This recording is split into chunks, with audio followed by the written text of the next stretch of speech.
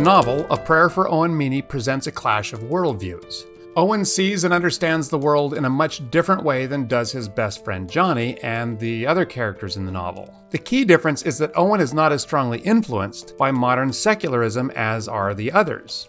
Modern secularism has been and still is to some extent the dominant worldview in the West. And one of the fundamental features of modern secularism, perhaps the fundamental feature, is the radical separation of the material world from the non-material or spiritual realm. Importantly, modern secularism shapes the Western Church to a large degree. And it shapes the belief and the disbelief of Irving's characters. In modern secularism, this separation is essential, but the pre-modern mind rejects the categories. This latter view, because the transcendent is present in the immanent, can be called the incarnational view of reality. Owen Meany sees the world incarnationally. In his book, A Secular Age, philosopher Charles Taylor explains the features of the pre-modern understanding of the world that makes it different from that of the modern. Pre-modern societies lived in an enchanted world, where the supernatural is recognized as a very real presence in the world. In the enchanted world, meaning does not come from within our individual minds, but from outside of us. Meanings are already there in objects and persons and events. Meaning is not something we give to things, it is there quite independent of the human subject. It would be there even if there were no human mind to engage it. This is not the modern view where meaning is simply an operation of our mind. A world where one sees the transcendent within the immanent is an enchanted world. Owen Meany lives in a world filled with enchanted objects, a world full of meaning.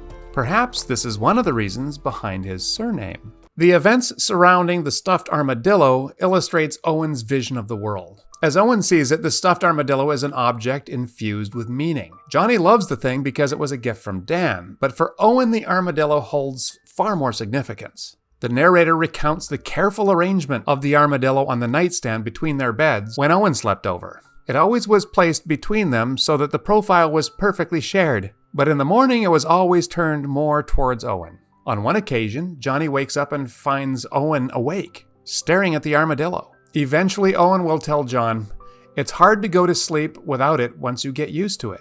It is never articulated what meaning Owen Meany discovered in the armadillo, but his behavior indicates that he found something. Because of what he sees in the armadillo, Owen uses it in an elaborate ritual of exchange to communicate his feelings for complicity in the death of Johnny's mother. Owen has no other way to articulate the way he felt about the foul ball than giving Johnny his most prized possession, his baseball card collection, another enchanted object. Johnny does not understand this gesture, but Dan Needham explains and coaches him to give him something in return. Johnny chooses to give Owen the armadillo, and Owen returns the armadillo with his front claws removed. Johnny is indignant at this act of violence, and puzzled, for Owen loved the armadillo more than he did. Johnny realizes that Owen has connected this act of amputation to Watahantoet's armless totem. You remember Watahantoet was the indigenous leader who sold his land to the white settlers, the land where Gravesend is now situated. Both the armless armadillo and the totem speak from a frame of reference where everything had its own souls, its own spirit. For Watahantoet, the land was full of spirits, so that when he sold it to the settlers, he understood the terrible cost. According to the narrator, his armless totem said, "Here, take my land. There go my arms." Armlessness might be a more appropriate symbol for John Wheelwright, who comes across as impotent in many ways. But Watahantoet is also associated with Owen Meany, who is the opposite of impotent. Owen had already formulated the idea that he would later share with Johnny. God has taken your mother, my hands were the instrument. God has taken my hands, I am God's instrument. Owen sees his physical hands in the context of divine purpose, and armlessness is symbolic of his, indeed all man's, inability to resist the will of God.